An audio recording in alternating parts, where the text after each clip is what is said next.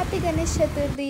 ఇంకా పండుగ రోజు అయితే ఫుల్ వర్షం పడుతుండే, గణేష్ని తేవాలి కదా, అందుకే ఆ వర్షంలో కూడా ఇంకా మేము స్టార్ట్ అయిపోయినాము.